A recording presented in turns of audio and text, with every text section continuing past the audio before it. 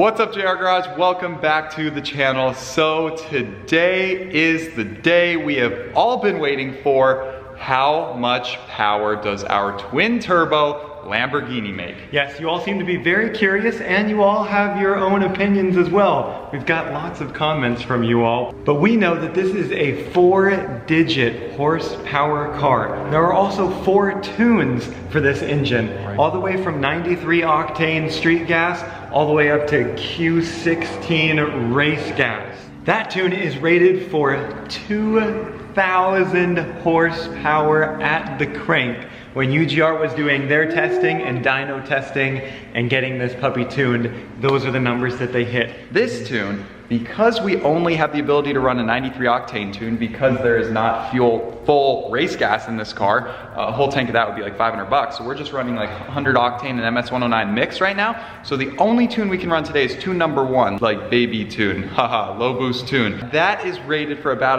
1,000 horsepower. So the goal for today is, does this car still make 4-digit power, 1,000 horsepower on the lowest tune? That's what it should make in theory. Now, is it gonna make that? I don't know. Do conditions have to be perfect? Maybe. You know, could we be looking at maybe 800 or 900? We literally have no idea. We've never done this. Yeah, we've only dyno tuned one car before, and that was our LS6 swapped Porsche 944 Turbo, aka Ellis.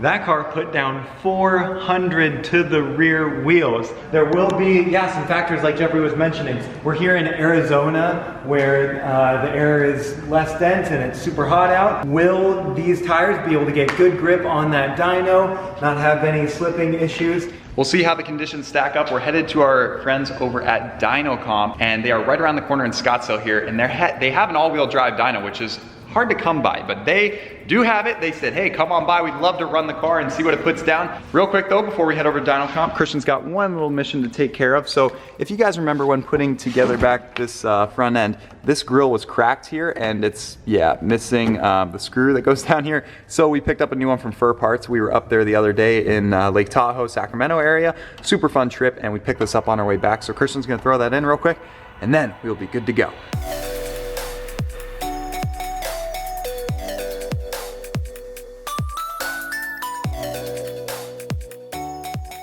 All right, now, without further ado, let's hop in the car, get a cold start.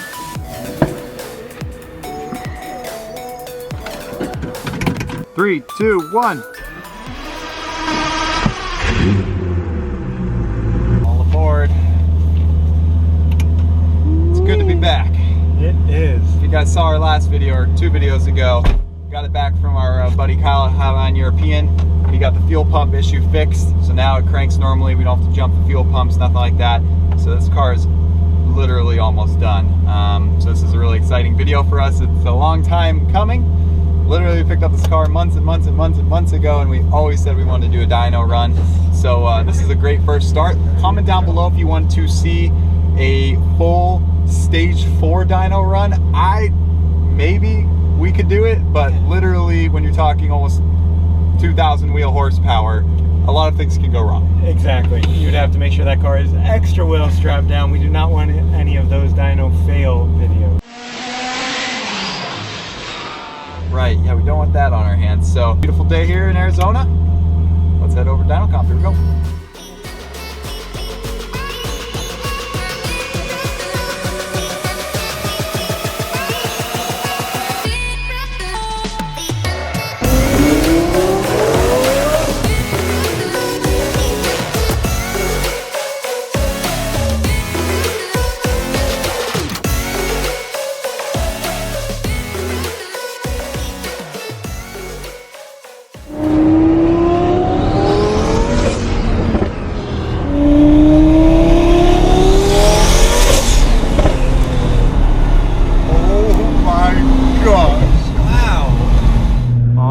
Here we are. We're in the right spot. There's Kieran's M6. dyno comp. Here we go. All right guys, made it inside. The dyno room is just back there. They just freed up. We are pulling our car in just a minute. That's right, a couple cool cars just sitting in the shop, so I think we're in the right place. Look at that. They make crazy GTR power. There's an old Camaro. All their information will be linked down below. And yeah, we are super stoked to get this thing on the dyno.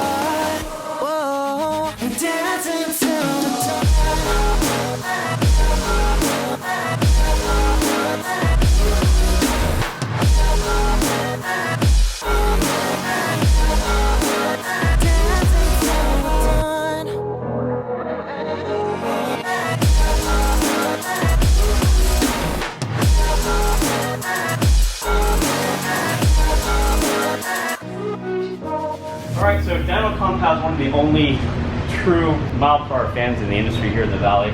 And this blower will actually pull up to 60 miles an hour. Oh wow. And with these vanes, we can actually direct the flow exactly where we want it. Oh wow. It'll be on the side for like Cayenne turbos that have, you know, front mount side intercooler and so forth. And also it pulls in air from the shop. Our shop is air conditioned.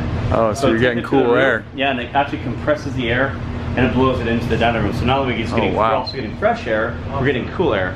Holy smokes! Yeah. All right. It really goes good. So, wow. It's nice and cool. All right, this is awesome. Yeah, so I think we're gonna need the headphones. I mean, earmuffs. This is gonna be loud.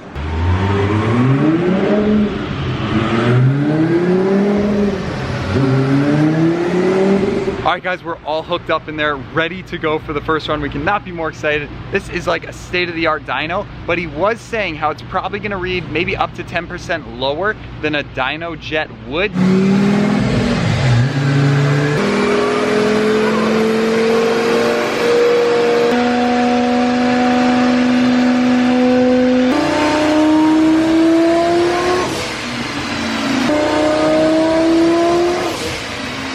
All right guys, so we're gonna get some explanations of what you're doing. And as we get started here, we don't ever put a car right in the dyno and just flog it and do a wide open throttle pull. Gotcha. We're always gonna take a look at some of the critical parameters as far as what boost is running, make sure it's feeling down properly, make sure we got proper traction and stability in the dyno. And that's what we're gonna do now. Get a little heat into it. We don't want to run it cold. We want the engine to come to temperature and equalize a little bit. Perfect. So we kind of step into it gradually and very carefully, especially when it comes to a fresh build like this one. Right. And or if it's built by somebody else, we didn't build it. We just want to kind of make sure things operating all right. Perfect. So what I'll do now is you can watch the dyno. Oh yeah, sure enough. Two cells in the bottom will show the air fuel and the boost. So as we start getting into boost, you'll see the air fuel start transitioning down into like an open loop situation. Perfect. And we'll take a look and see what the boost is doing, just to make sure everything's behaving properly. Put some heat in the tires too, so the tires get traction in the dyno. And then after that, we'll let all hell break loose. All right. Cool. So here we go. We're gonna do a 1-to-1 pull at the end of all of it in fourth gear. Holy crap. Now we'll do some park level stuff to make sure it's all operating properly. Cool. So we have about 3,500 RPM. We'll tow into a little bit and see what it does. All right. So we'll hold the dyno at 3,500.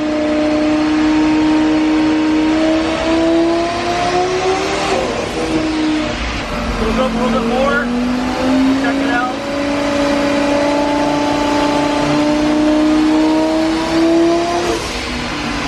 Looks pretty good. All right. That we'll probably see into low 12, high 11 air fuel, depending on the octane, of course. All right. And we'll take a look at the boost. And as we do the pull, you'll be able to see the boost live to screen and the air fuel. Holy cow. So we'll do two pulls. The first pull, I want to make sure the air fuel is where it needs to be. All right. And make sure the boost is where it needs to be. Before we show the horsepower and torque. So we make sure it's behaving properly. And the second pull will show the horsepower and torque. Go full beans. Okay. Yep, all right.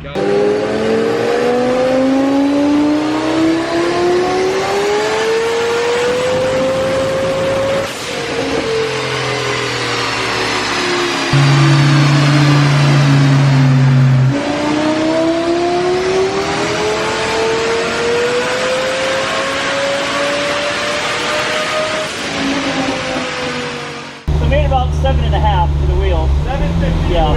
Yeah. But up top I pulled out a little bit early. I thought I heard or felt a little bit of spark plug flame out. So I'm not sure what the plugs are gapped at. But what happens is that the fuel and grease goes across the spark plug gap. If the gap is too wide, the energy can't get across the gap, and that blows out like a candle. It's called spark flame out or blowout. So I think that's kind of what we heard up top. Kind of heard it kind of breaking up slightly. Yeah, I heard that. Yeah, a little bit, and that could definitely affect power.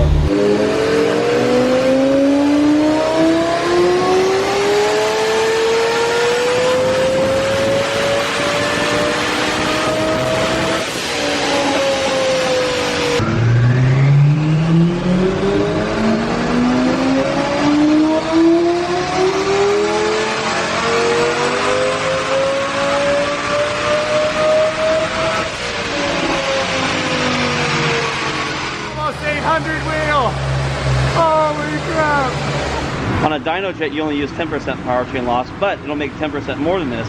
So instead of 798 times 1.1, on a dyno jet, it'll make 877. Gotcha. But you only use 19%. 877 times 1.19, same crank horsepower. Gotcha. A little over 1,000. So you have to know your powertrain loss factors per dyno. And since our dyno is an eddy current based dyno, it has about 10% more powertrain loss because of all the thermal load and everything, and all the friction in the gears, everything.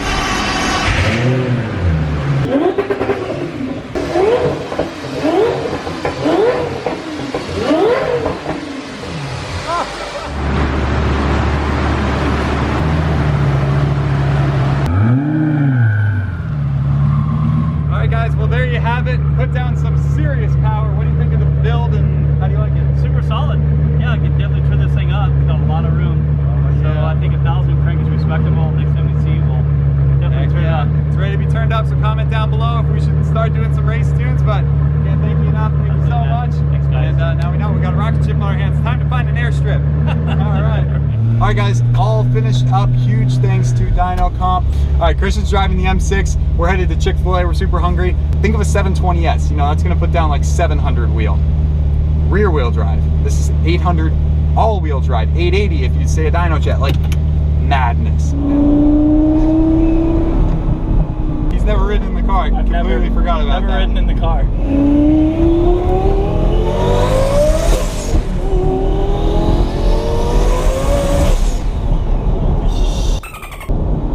Oh my god. Oh my word. What the heck? And they get on me for reacting to it, like being scared of it. Like, what? How about you guys try sitting and driving this thing? Yeah, you'll react the same way. Alex Choi will give you a run for Alex Choi, where you at?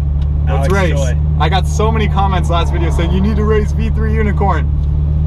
How much is he making to the wheel? I think under 1,000 as well. So if we're not on a crazy tune, then oh dude, go on the full MS 109 tune and race him. All right, just pulled up to Chick-fil-A, but yes guys, comment down below. Alex Choi, do we need to race V3 Unicorn? I think that would be a super interesting race. Yeah. We may run a little bit more power, but he's got a dual clutch and can just hook up and go, and we got to go through some gates. So that would be super interesting. Let's see in the comment section down below. He's only like 5 hours away. Let's line him up, rent out an airstrip. Sounds good to me. That poll was nuts. Oh yeah. How was that? Did we leave you? Yeah. What's that meme? And we say bye-bye. And we say bye-bye. I want to race this car in my M6. That'd be interesting. No, you don't. Chris, did it sound like a jet engine take you off? Yes, it did. Big fireballs on the gear shift. Order up. Got the Chick-fil-A. There's no cup holder. Forgot about that. So drive smooth. Still here on the left, and I'm sure they have some 720s in there. But one fun fact. Yeah, they got a few. So the 720, Brooks' 720 last year at Wanna Go Fast in Ocala, Florida. That ran between 165 and I think he got it up to like 168 miles per hour, maybe 169, maybe 170 with a tune. I don't know, something like that. This car on this tune, it should be good for about 185 to 190 miles per hour in the standing half. Wow. So you take a 720, which is stupid fast. You're talking 10% faster at almost 190. Man. What? On the baby tune. Crank it up. You know, we're talking the 220 plus number, which is ridiculous.